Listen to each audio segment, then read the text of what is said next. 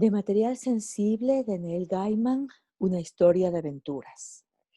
En mi familia solemos utilizar la palabra aventura para referirnos a cualquier catástrofe menor a la que hayamos sobrevivido o incluso a cualquier alteración de la rutina, excepto mi madre, para quien todavía se aplica a cualquier cosa que haya hecho esa misma mañana.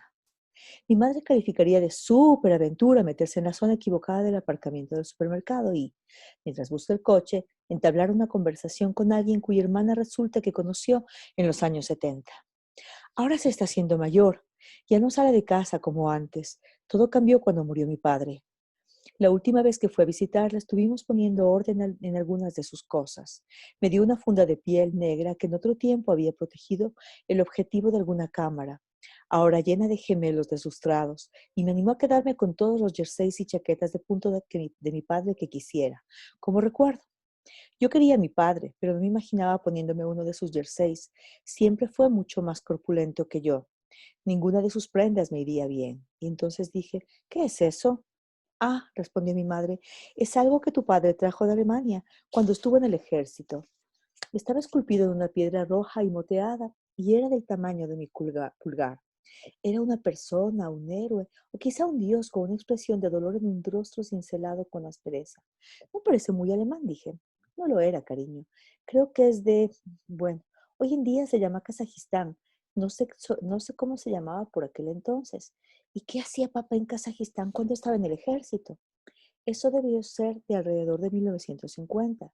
Mi padre dirigió el Club de los Oficiales en Alemania mientras duró su servicio militar, y en las batallitas del ejército que contaba en la sobremesa, nunca explicó que hiciera algo más que coger un camión sin permiso o ir a buscar unas cuantas botellas de whisky de origen sospechoso. Oh, puso cara de haber hablado demasiado. Entonces dijo, nada, cariño, a él no le gustaba hablar de eso.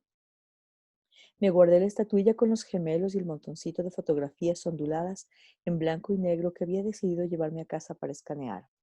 Dormí en la habitación de invitados al final del pasillo en una cama estrecha. A la mañana siguiente entré en la habitación que había sido el despacho de mi padre para verla por última vez. Luego crucé el pasillo hasta el comedor, donde mi madre ya había servido el desayuno. ¿Qué ha pasado con la estatuilla de piedra? La he guardado. Mi madre apretaba los labios. ¿Por qué? Bueno, tu padre siempre dijo que no debería habérsela quedado. ¿Por qué no?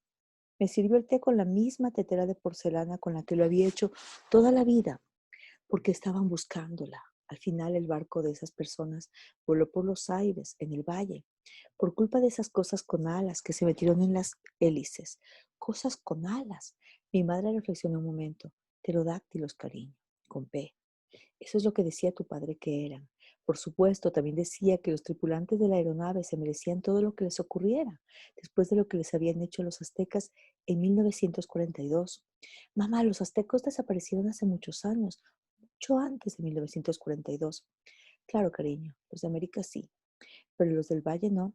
Esa gente, los de la aeronave, bueno, tu padre decía que no eran personas exactamente, pero parecían personas, incluso a pesar de proceder de un lugar con un nombre tan gracioso. ¿De dónde era?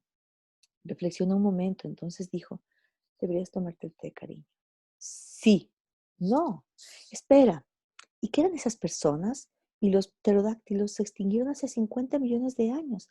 Si tú lo dices, cariño, en realidad tu padre nunca hablaba de eso. Hizo una pausa y luego prosiguió. Había una chica. Eso ocurrió por lo menos 5 años antes de que tu padre y yo empezáramos a salir. Por aquel entonces él era muy guapo. Bueno, a mí siempre me pareció guapo. La conoció en Alemania. Ella se escondía de las personas que buscaban la estatua. Era su reina o su princesa o su hechicera o algo así. La secuestraron y, como él estaba con ella, se la llevaron también a él. No eran extraterrestres de verdad. Se parecían más a esas personas que se convierten en lobos en la televisión. ¿Hombres lobo? Supongo que sí, cariño, parecía dudosa. La estatua era un oráculo y si te pertenecía o incluso si solo lo tenías en tu poder, significaba que eres el dirigente de ese pueblo. Removió el té. ¿Qué fue lo que te dijo tu padre? Al valle se accedía por un camino minúsculo y después de lo de la chica alemana, bueno, es evidente que no era alemana, pero volaron el camino con una máquina de rayos para acabar con la salida al mundo exterior. Así que tu padre tuvo que buscarse otra forma de volver a casa. Lo habría tenido muy difícil. pero el hombre que escapó con él, Barry Anscombe, estaba en inteligencia militar y... Un momento, Barry Anscombe solía venir a pasar el fin de semana cuando yo era niño. Me daba 50 peniques cada vez que venía. Hacía trucos malos con las monedas, roncaba, tenía un bigote ridículo. Sí, cariño, Barry. Cuando se retiró se marchó a Sudamérica, a Ecuador me parece. Así es como se conocieron, cuando tu padre estaba en el ejército.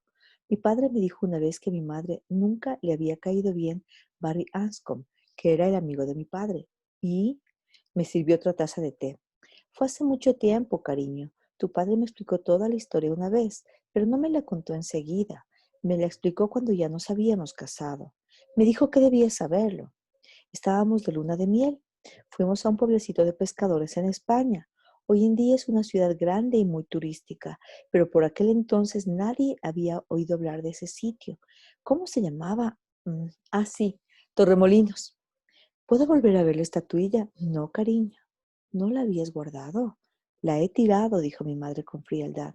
Y entonces, como si quisiera evitar que me pusiera a rebuscar en la basura, añadió, el camión de la basura ha pasado esta mañana. Los dos nos quedamos en silencio. Ella tomó un sorbo de té.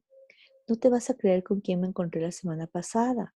Con tu profesora de cuando eras pequeño, la señora Brooks. Nos encontramos en Safeways.